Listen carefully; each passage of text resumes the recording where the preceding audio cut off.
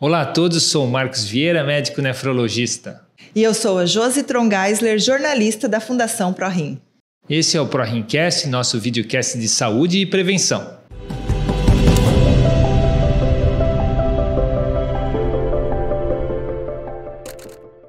Na primeira consulta de um paciente renal com a equipe multidisciplinar, uma bateria de exames é solicitada, não é mesmo, Dr. Marcos?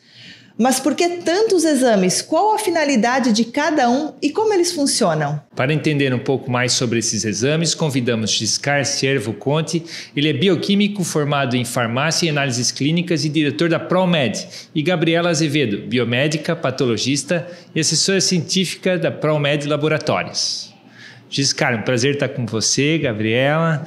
É muito importante esse assunto para que as pessoas fiquem sabendo um pouco mais sobre os exames laboratoriais, todas as necessidades, não só da população em geral, mas também dos pacientes renais.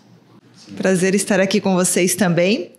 E antes de iniciarmos, então, Giscard, quero que você explique um pouquinho o que faz um bioquímico dentro de um laboratório como a ProMed.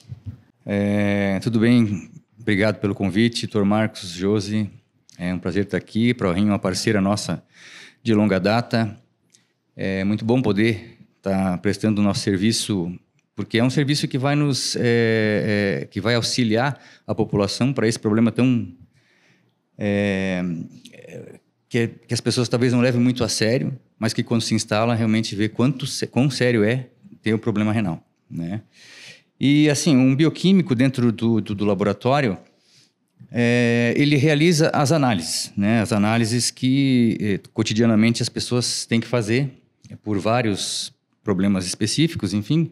Mas a gente é que faz essa reação e que traz os resultados dessas análises, geralmente solicitadas pelos médicos, né? Que, no caso do renal, pelo nefrologista, né? Aí a gente realiza essas análises, são várias, né? Que a gente faz, tanto no sangue quanto na urina, alguns outros procedimentos. Aliás, todos os materiais que saem do corpo é analisado pelo bioquímico. E aí o laboratório que realiza isso traz os valores desses parâmetros para que o médico analise e depois tome seus diagnósticos e defina um tratamento para o paciente. E Gabriele, e uma biomédica então, o que faz num laboratório também? No mesmo ramo da farmácia, mas o farmacêutico, quando ele sai, ele se especializa na bioquímica. O biomédico, a gente já sai com a formação principal de patologia clínica, que é análises clínicas e a bancada. Então, o biomédico, ele tem a função principal a gente comenta bastante, a primeira pergunta que sempre vem: tu vê tudo que tem no meu sangue, então? Sim, a gente vê basicamente tudo que tem no teu sangue. Então, a biomedicina é um ramo que hoje em dia tem 36 áreas, mas a principal delas é a patologia clínica. Então, a gente analisa o sangue, fazemos lâminas, microscópio, nossa é a bancada mesmo. Hoje evoluiu muito, né? As máquinas, os equipamentos. Sim. Teve uma evolução importante. Constantemente acontece essa... Hoje nós temos uma gama muito maior de exames do que tinha antigamente. Até estávamos comentando aqui antes de começar o bate-papo que na época que o ProMed começou, nem equipamento tinha. Né, as análises eram feitas manuais, por cálculos, né, existiam equipamentos mais rústicos, que era a questão só de medir um comprimento de onda, uma reação química media aquela concentração que havia de cor na amostra, geralmente, e a partir dali a concentração daquele analito. Então, depois eram colocados em cálculo e aí chegava no resultado de um parâmetro. E hoje não, hoje a gente coloca num equipamento, o equipamento todo faz o princípio ainda é o mesmo, mas é o equipamento que realiza todas essas dosagens ali e mensura os comprimentos de onda e traz o resultado já calculado para nós. Em alguns outros equipamentos não é dessa forma, ele detecta a presença de uma proteína ou de algum outro material que está naquele analito e só vai nos dizer se está ou não detectado e quanto daquilo tem ali. Ou seja, são reações diferentes por metodologias diferentes, né? Antigamente tinham menos, hoje tem mais. A PCR hoje que que não é nova, mas é uma metodologia que não é tão antiga e que hoje é referência para biologia molecular. para detecção de doenças infecciosas, enfim. Muito conhecida, ficou muito conhecida no Covid. Exatamente, durante a Covid, porque o teste que a gente faz para identificar diretamente o vírus, a presença do vírus, é por PCR. As sorologias, a gente identifica os anticorpos contra aquele antígeno que está ali, ou seja, uma defesa do organismo, a gente vai fazer análise dessa defesa ou da produção dessa defesa contra aquele agente. Aí confirma com o PCR a presença direta desse vírus. Covid, HIV, hepatites, todas são por essa metodologia. É a mais utilizada hoje. Até complementando, eu falo de Scara, a metodologia, a sensibilidade, a especificidade hoje em dia dos equipamentos são muito maiores do que lá atrás, o que contribui cada vez mais para o diagnóstico das patologias, das doenças em si, para que o paciente com certeza descubra o que há de errado, no estranho no corpo dele e comece a tratar o quanto antes. Então, a especificidade e a sensibilidade vem sendo bem maior hoje em dia. A necessidade porque assim, se não tivesse acontecido isso, também ficaria muito mais custoso a realização de uma análise, porque antes a gente precisava de 1 ml de um reativo para fazer uma reação. Hoje são microlitros que a gente precisa. Então você consegue, apesar do custo aumentar do reativo, a gente também está usando menos, então consegue estar equilibrando o custo ali, mas com um exame melhor. Com certeza, com mais sensibilidade, com mais especificidade, é o que é a tendência, né? Isso é a tecnologia vindo ajudar com a competência técnica de vocês, né? Acho que a gente pode trazer alguns exames do dia a dia, conversar um pouco do dia a dia da avaliação renal e depois também vocês complementam com algo que a gente possa não lembrar aqui, mas um exame bem importante é a taxa de filtração glomerular, que a gente faz através de um cálculo da creatinina, né? Então, a creatinina é um exame de rotina, né? Sim. É o exame mais utilizado para detecção de alguma anomalia renal, vamos dizer que é doença, porque só vai ser diagnosticada a doença depois de alguns exames serem feitos, né? E a taxa de filtração é uma delas. Mas a creatinina, que a gente até tem um programa aqui em conjunto com a ProRim, que é a detecção da creatinina, e através dela partir para mais detecções ou para ampliar essa busca depois do resultado dessa creatinina. Então, a gente um dos exames mais realizados no laboratório, porque não só para questão renal, mas para outros... De check-up, né? Exatamente. É um exame de rotina. Exato. É como, fazendo uma comparação com uma glicose para diabetes. É o exame mais utilizado para se detectar uma alteração no açúcar do sangue. E aí, dando alterado, vai partir para outras análises ali para chegar num diagnóstico. Uhum. Quando a gente fala em exame de creatinina, a gente fala que ele faz a detecção precoce da filtração dos rins, né? De quantos rins estão filtrando, e detecta o principal problema nos rins, que é a doença renal crônica ou a doença renal aguda também, né? Quando os rins param agudamente de funcionar. Que não fica para sempre, né? Isso. E a alteração da creatinina, ela varia conforme a idade, o peso, até o momento de hidratação, alguma coisa que o paciente teve. Mas a taxa de filtração, ela é calculada, e isso trouxe um benefício também quando vocês colocam ali qual é a filtração estimada. Isso. Né? Ela é estimada porque a gente depende de alguns fatores, né? A creatinina, ela pode estar alterada e não ser problema, não ser uma doença, né?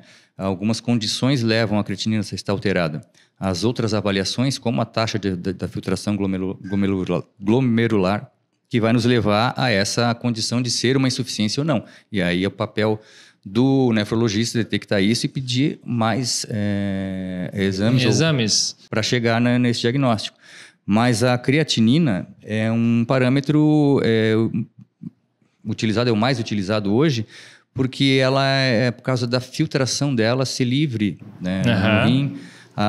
Ela sofre pouca alteração da dieta e de outros fatores, E aí, quando ela aumenta no sangue, significa que ela não está sendo excretada. E aí, por algum motivo, o rim não está excretando tudo como deveria. Aí tem que chegar, e a taxa de filtração, ela nos leva a detectar que o rim está depurando menos do que deveria, e a creatinina está aumentando ali, né, e faz os controles. A complementação, às vezes, com outros exames para avaliar a filtração é importante, como a ureia, né, a cistatina C. A cistatina C é até mais sensível que a própria creatinina, porque a cistatina ela é uma molécula de baixo peso, então ela tem que ser absorvida pelos nossos rins. Então, quando ela está alta, quando ela é excretada e ela está alta, significa que os nossos rins não estão filtrando direito, porque ela tem que ser absorvida no processo. Mas, sem dúvida alguma, a creatinina é a número 1, campeão para todos os tratamentos renais. E a taxa de filtração, ela é calculada, né? E existem cálculos já pré-estabelecidos, os próprios equipamentos já fazem esse cálculo, já traz a taxa. Quando faz o exame, no exame de sangue, já vem abaixo do resultado da creatinina, vem a taxa de filtração. E ela é corrigida por outros fatores, que é a idade, sexo, raça. A raça negra, por ter uma densidade muscular maior, também produz mais. Eu tenho um valor de referência maior, então tem que ser corrigido isso quando é feito esse estudo. Mas a taxa de filtração, quando ela é comparada com a da urina, fica mais evidente e dá menos chance para que esses parâmetros fiquem mascarados pelas condições da pessoa. E aí faz a creatinina urinária, pega a urina de 24 horas, faz a detecção da creatinina ali, aí multiplica pelo volume da urina e divide pela creatinina sanguínea. Aí vai dar vão dar uns valores de referência ali, que nos dá estágios da insuficiência renal, que é do estágio 1 ao estágio 5. Quando chega no estágio 5, já é detectada a doença renal crônica, porque daí o rim não está mais funcionando e é indicada a diálise. Isso é a coleta que se chamaria do clearance de creatinina? Isso. Que você falou, a coleta de 24 horas. Isso, também é na urina de 24 horas. Aí o clearance porque para fazer esse cálculo. A gente faz a taxa de creatinina urinária. E esse clearance, só que assim, o problema de fazer o exame urinário é que quando o paciente tem insuficiência renal, também tem um volume menor de urina. Né? Quanto mais grave ou mais alto o estágio, menos urina vai ter para analisar. E isso concentra muito outros metabólitos ali que estão passando pelos filtros do rim que deveria. Então, a pessoa também coletar isso é mais difícil. Então, é difícil, por isso, a coleta urinária. E aí se faz bastante os parâmetros sanguíneos para chegar numa detecção. Um tempo atrás, surgiu a recomendação de se fazer a creatinina e se colocar num cálculo, que é o CKD-EPI, isso, né? É o mais utilizado. Para que tentasse se dar uma linearidade na interpretação.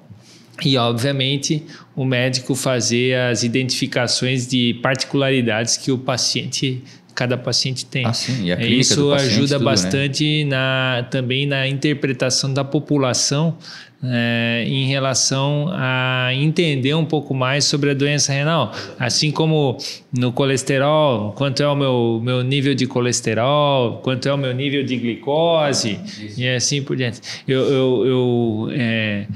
Um tempo atrás atendi um colega e ele falou, olha, há 20 anos atrás a glicose normal era diminuiu agora. Tanto, né? E aí foi diminuindo, né? E esses alertas acabam deixando a população um pouco mais, às vezes, perdida. Então, a linearidade de uma análise é importante até mesmo para transmitir a informação à população. Essa questão que tu falaste, pode até acontecer com a creatinina, pode ser que aumente o valor de referência normal para creatinina, por conta, inclusive, porque tem muita gente utilizando a creatina como suplemento. Principalmente atletas, né? Exatamente. Quem frequenta a academia. Que influencia no resultado. Exato. Isso não vai não é porque a pessoa toma creatina que vai dar uma creatinina elevada a ponto de que aquilo tenha sido... Mas ele pode alterar um pouco. Então, por isso que, de repente, um ajuste no valor de referência pode acontecer por conta disso. E atletas também têm... Mas atleta daí já é uma condição particular. Porque como existe, principalmente o atleta de alto rendimento, né, que faz as fibras musculares, elas são danificadas. Faz uma rabdomiólise ali, uma quebra da músculo. Isso, aí joga essa creatinina para a corrente sanguínea a mais do que uma pessoa que não tem atividade física constante teria. Os supermusculosos, né? Os ganhos de massa muscular. Com a densidade maior, um músculo mais extenso, tudo isso pode interferir. Um esforço maior também. Por isso é importante a questão da relação, de fazer a relação do valor da creatinina com o peso, com a idade e com o volume urinário quando é feito na urina. Até mesmo homem e mulher, né? Porque a mulher... Em teoria tem uma massa corporal menor, então também filtra. Uma outra... idosos, com certeza. Uma outra expressão que a gente ouve bastante é a proteinúria. Quais são os sinais da proteinúria? O que é? Para que serve? Como é identificada nos exames? A proteinúria, ela é quando as proteínas, nosso corpo é composto de proteínas, estão aumentadas. O primeiro exame para detectar a proteinúria é o exame parcial de urina, urina simples, urina tipo 1, que a gente chama diversos nomes para o parcial de urina. Mas no parcial de urina a gente já consegue avaliar alguns parâmetros. Os mais comuns são infecções, para a gente ver questão de bactérias, nefrite e tudo mais, mas há questões também de glicose, proteína, nitrato, questões de cilindros e cristais, que quando também há uma doença renal, quando há uma insuficiência renal, elas são encontradas na urina, e tudo isso, a questão de proteína e glicose, a gente consegue ver por reações químicas que a gente analisa na urina. Mas cristais e cilindros só são observados no microscópio. Então, quando há uma alteração nessa urina, que os cilindros e os cristais naturalmente eles causam, a proteinúria também, porque a urina acaba ficando mais turva, ela já vai dar uns outros parâmetros pra gente na parte química, a gente vai para o microscópio e comprova todas essas alterações. Mas existe o primeiro exame para detectar a proteinúria é o parcial de urina. No caso, a proteína também tem uma taxa que é dita normal. Considerada normal. Né? Uhum. Quando ultrapassa, é porque o rim está deixando passar mais proteína, não está reabsorvendo, então, ou seja, pode ser um problema renal. E aí essas análises são realizadas ou especificamente quando é pedido o exame de proteinúria, né, ou de proteína totais no sangue, mas também no parcial de urina, que é um exame comum, um exame que a gente realiza bastante no laboratório, que dá várias informações para a gente, uma delas da proteinúria, da proteína na urina. E ela, quando aparece ali, a gente procura fazer ter mais cuidado ali, tentando procurar cilindros, que são estruturas que aparecem quando a proteína está alta na urina. Aí ela fica com o formato do túbulo renal. E aí tem alguns tipos de cilindros diferentes que, de acordo com o que ele apresenta, são patologias diferentes que pode ter ali. Então, o parcial de urina, além de nos dizer se a pessoa tem uma infecção urinária ou não, se tem glicose na urina, tem essa questão da proteína, bilirrubina também, por problemas hepáticos pode aparecer, ou seja, um simples exame de urina pode trazer várias informações. Uma delas é essa, que é a proteinúria. Mas, assim, é curioso que a urina, quando tem proteína, ela espuma. Quando tem uma quantidade maior de proteína, então, mais ainda. A pessoa, quando notar que está fazendo muita espuma, não quando tem detergente, né, ali, mas é porque não tem nada, é água, e começa a formar muita proteína, ou a pessoa agita, por exemplo, uma coisa que a gente faz é agitar para ver se forma essa espuma. Se a espuma é persistente, provavelmente é proteína presente na urina. Ou seja, isso já ajuda. É um sinal. Um sinal. Na análise que está presente ali, tem uma inflamação, né? A gente fala assim, a presença de proteína em excesso, mais ou menos, é um marcador que o rim está sofrendo, que ele tem uma inflamação, né? Por algum motivo. E isso, doutor, vem de comer muita proteína mesmo? Tem relação? Normalmente ele é porque aconteceu algum processo na célula do rim, que a gente falou antes, glomérulo, né? No glomérulo, que causou ali uma alteração, né? Um processo inflamatório que está deixando passar a proteína. O glomérulo não deixa passar as proteínas para a urina, ele reabsorve. Só deixa um pouquinho. Quando vai demais, é que o rim está sofrendo. Aí tem várias doenças que causam isso, as nefrites, né? Glomerulonefrites, próprio diabetes causa, algumas doenças oncológicas, câncer, né? Alguns tipos, né? Não todos, né? Causam. Mas leva essa alteração, doenças no rim, né? Doenças do sangue. E é tão importante essa detecção que tem um exame específico que a gente realiza que ajuda a detectar a insuficiência renal de forma precoce, né? Porque um dos tipos de proteína que existe, a albumina, ela é detectada na urina, também numa certa quantidade normal, e aí esse exame se chama microalbuminúria. É micro porque detecta pequenas quantidades de albumina ali que são consideradas já anormais, e a pessoa, mesmo não tendo sintoma, mesmo não tendo apresentar algum sinal de insuficiência, a microalbuminúria, por ser sensível, esse exame ser muito sensível e apresentar já taxas além do normal ali, já mostra para o médico que esse processo pode estar sendo a pessoa que está caminhando para uma insuficiência renal, e aí vai começar a acompanhar para poder detectar ou não deixar se instalar uma doença. Uma avaliação assim, funcional do rim, não é olhar também o rim lá, olhar o rim estruturalmente, você faz um ultrassom, né, para saber como é que está a forma, se tem algum cisto, um nódulo, alguma coisa que possa estar causando uma doença ali estrutural. Mas uma avaliação funcional do rim, você faz o exame de creatinina, um exame comum de urina, que é esse que eles mostraram, né, parcial de urina, e o exame de microalbuminúria. Então, são dois exames que eles analisam, que é numa amostra de um frasquinho, não é uma amostra de um dia inteiro. Aí depois, sim, aí a gente solicita a proteinúria de 24 horas, para saber quanto de proteína perde. Daí vocês E esses exames, eles são solicitados normalmente por nefrologista ou um clínico geral? Como é que o paciente pode chegar a ter acesso, né? Porque um hemograma a maioria dos médicos até pedem, mas os exames específicos para detectar a doença renal, como é que o paciente chega e solicita? Por exemplo, nos postos de saúde, nos consultórios médicos, né, o médico está apto a solicitar. Então, esses exames são pedidos pelos clínicos gerais, pelos cardiologistas, pelo próprio... essa microalbuminúria que o Dr. Giscard falou, ela é inclusive um marcador, se está presente, de risco também cardiovascular, cardíaco, né? Então, de doenças cardíacas.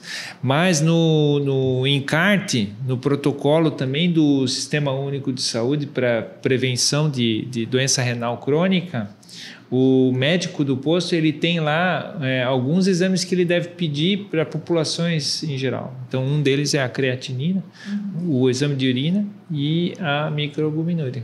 Mas o importante... Assim, a pessoa pode fazer, inclusive, sem a prescrição médica. A gente aqui, através do creatinômetro, a gente incentiva isso. Que a pessoa vá ao laboratório, faça o exame de creatinina. No caso do creatinômetro, a creatinina. E aí, esse resultado, a pessoa ser orientada a procurar o médico para analisar aquele exame e aí sim, dali pedir mais exames, se precisar, complementar com outros, enfim. Mas o importante é que a pessoa tenha esse conhecimento. Ela precisa saber, se ela não for fazer, aí se a gente ficar esperando que ela, não, eu vou consultar, tá. Não, vai lá, faz o exame e leva para o médico. O creatinômetro é uma parceria legal que a ProRim e a ProMed tem. Sim. Você pode entrar ali na ProRim, no site da ProRim, prorim.org.br, e aí ali você clica ali e você, nos laboratórios da ProMed, você pode ir lá e fazer o exame de creatinina como um método de prevenção. Sim, né? E é de graça a creatinina, tá? Esse é um programa social nosso, em conjunto com a a ProRim, para poder a pessoa ter conhecimento disso. Então, ela pode solicitar, eu quero fazer o creatinômetro pelo projeto quer dizer, a creatinina pelo projeto creatinômetro. Entra no site, se cadastra ali e faz o exame. Esse resultado vem para a ProRim e a pessoa tendo a necessidade de complementar outros exames, de fazer um estudo maior, os nefrologistas da instituição vão entrar em contato para a pessoa dar continuidade nisso, se precisar. Se não precisar, ela vai continuar. Mas só que é importante que faça anualmente isso, porque mesmo que não tenha sintoma, o problema já pode estar começando e a gente não sabe. Como a gente falou da microalbuminúria, se for no início isso, né, detectado, a pessoa não vai ter nada e vai aparecer esse parâmetro alterado. Pode ser uma alteração normal, uma característica da pessoa, pode, mas pode ser também algo que já esteja começando. Tá? E o legal é que ele pode, num simples exame, é um exame que não exige jejum, então... Não, e fica pronto de um dia para o outro. Tá? É muito rápido ali, se pedir urgência, se tiver uma urgência, fica pronto no mesmo dia, inclusive. Mas o importante é a pessoa fazer, né? Também tem a questão de a gente analisar essa relação da creatinina com a albumina, né? Isso. Que também, como é um parâmetro, a proteinúria, ela pode ser afetada por outros fatores. Se a gente correlacionar ela com a creatinina, que a creatinina é de eliminação constante, é difícil, ela não é muito influenciada por fator externo, né? Então ela serve de balizador e a proteína é para seguir junto. Se estiverem juntos, ok. Se uma tiver aumentada e a outra normal, também não é uma doença, não é um problema renal, talvez seja um problema de consumo excessivo de proteína, de degradação muscular, degradação que eu digo de algum processo de força, de exercício de físico, esporte. vai fazer uma corrida, isso. Aí no dia seguinte faz o exame, aí isso, pode exato. Dar uma alteração. Aí aumentou a proteína, mas a creatinina ela continua normal. Desidratação também interfere bastante. Desidratação vai alterar a proteína, a pessoa vai estar com uma quantidade maior porque está com uma diluição menor através da urina e a creatinina vai se manter ainda, apesar disso. Nós fizemos uma revisão e os momentos de muito calor, intensidade de temperatura, podem influenciar na hidratação das pessoas. As pessoas não se hidratam muito, pessoas idosas que não têm acesso a água, crianças, e isso pode influenciar no resultado de um exame de creatinina. Então vem aí essa tua informação, né, que é extremamente importante. Uma pergunta que eu te faço agora, a questão da desidratação constante pode levar a um problema renal também, não? Sim, pode levar. Pode levar. Momentos intermitentes de desidratação, né, podem fazer alterações da função renal. Olha só, então esse é o nosso objetivo, né? A hidratação é importante. Sim, que as pessoas se conscientizem disso, porque uma insuficiência renal crônica, né, o Dr. Marcos pode falar melhor que ninguém, é difícil para uma pessoa. Né, porque ela depois de instalada não tem volta, né? A pessoa tem que... E também existe a doença renal crônica das pessoas que não fazem a diálise, né? Que aqui é esse papel que a gente está falando, do diagnóstico precoce, né, Josi? Porque quando a gente descobre cedo, a gente tem mais oportunidade de tratamento. Hoje existem várias ferramentas, né? Vários medicamentos que vieram para ajudar na redução da progressão da doença. Então tem muita gente que acaba, às vezes, até tendo doenças cardíacas, outras doenças, e não sabe que tem a doença renal. Então, essa ação da creatinina, do diagnóstico precoce e as intervenções precoces são extremamente relevantes.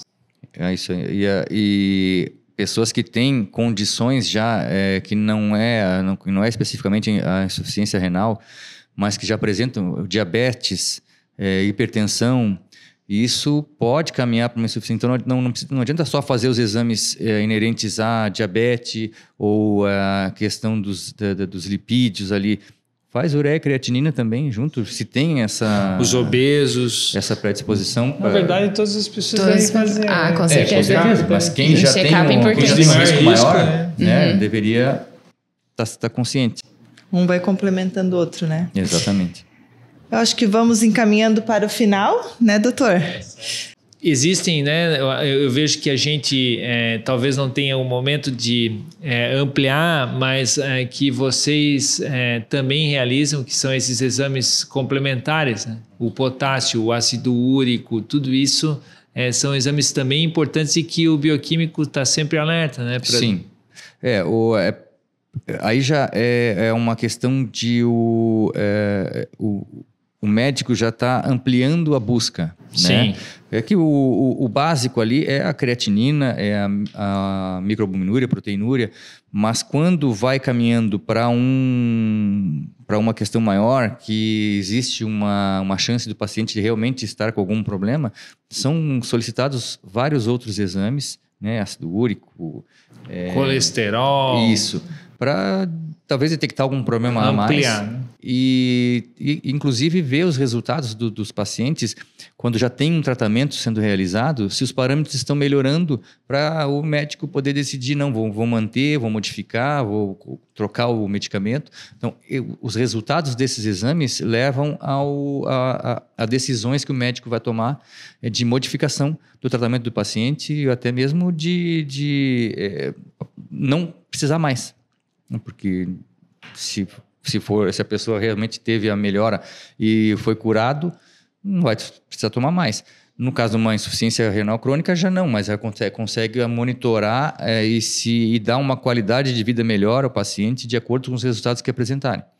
Né? Então... O corpo humano é incrível, né? É uma coisa que vai puxando a outra, a gente correlacionando a outra, olha essa parte renal, a gente já tá... Quantos parâmetros no sangue a gente consegue avaliar em decorrência de como saber se os rins estão funcionando. Então, realmente, o tratamento, principalmente quando o paciente inicia o tratamento, é legal sempre fazer um check-up para ver a saúde como um todo, que a gente não sabe, mas principalmente hipertensão, diabetes, colesterol muito alto, eles estão bem correlacionados com as funções renais. Giscar, você falou também ali de biologia molecular e análise genética, tem alguma coisa também que o laboratório faz? Sim, é que agora, cada vez mais está isso ficando mais assertivo e mais específico os exames de genética. Como depois que foi decodificado o DNA, então ele foi setorizado. Uns genes para isso, genes para aquilo e tal, porque não dá para pegar e analisar todo o gene da pessoa para ver todas, até dá, mas aí é um custo muito alto.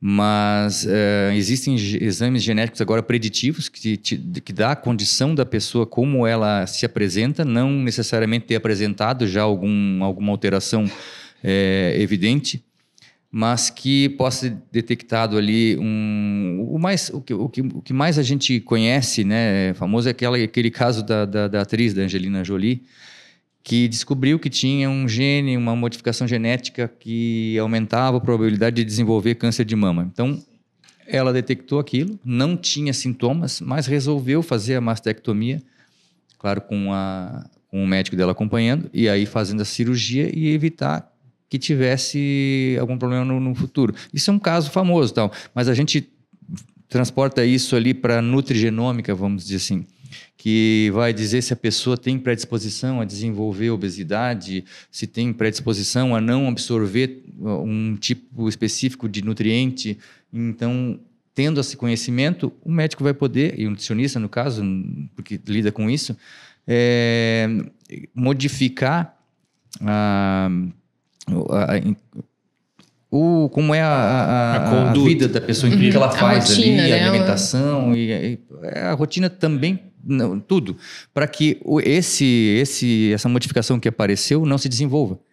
E, inclusive, potencializar o que é bom, porque aparecem genes ali que são bons. Tu tens uma predisposição a desenvolver uma atividade, uma função muscular para força maior do que daí ele vai poder utilizar aquilo ali como um benefício. Ou seja, na questão de resposta a medicamento também, que tipos de medicamentos que são utilizados, a pessoa pode não assimilar aquele medicamento, aí um outro tipo é melhor.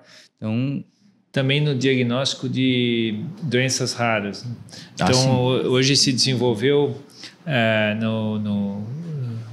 tem um departamento na Sociedade Brasileira de Nefrologia só de doenças raras.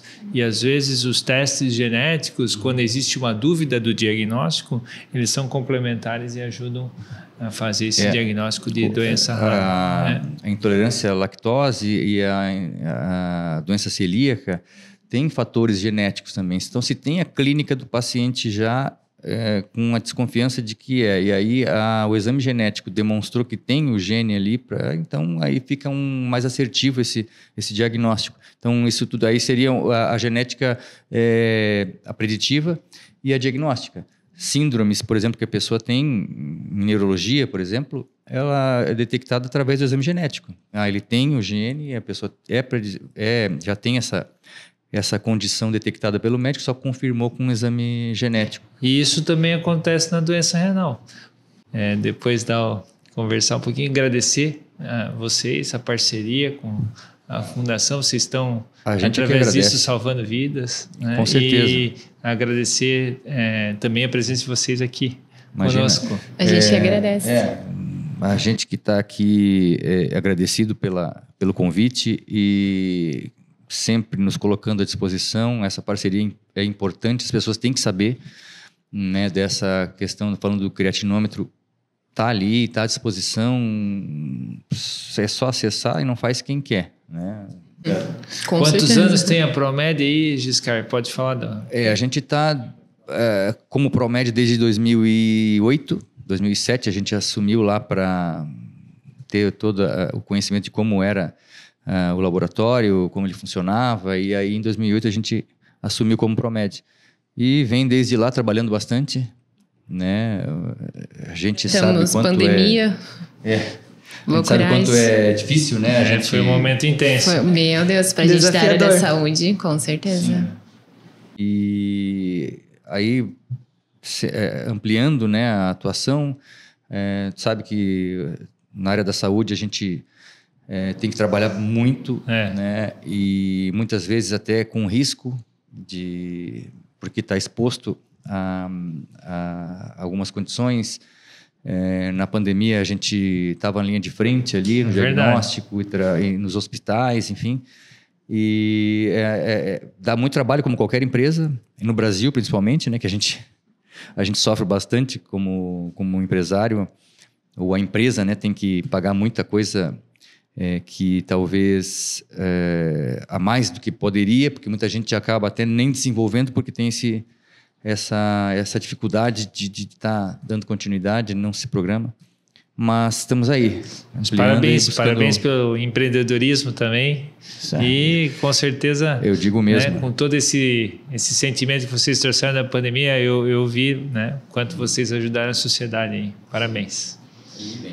Então, nós agradecemos a participação de vocês, Giscard, Gabriele, também Dr. Marcos aqui. E para quem está nos assistindo, né, se quiser tirar uma dúvida e a gente incentiva a fazer o exame, né, de creatinina, acesse lá creatinômetro.prorim.org.br. É só fazer a inscrição e ir até um laboratório Promed mais próximo, fazer o seu teste ali que já vai poder tirar uma dúvida. Então, nos assista, nos acompanhe, curta, compartilha e não deixe de nos seguir nas redes sociais. Até a próxima. Tendo dúvidas, qualquer sugestão, comunicação@prorim.org.br e até lá.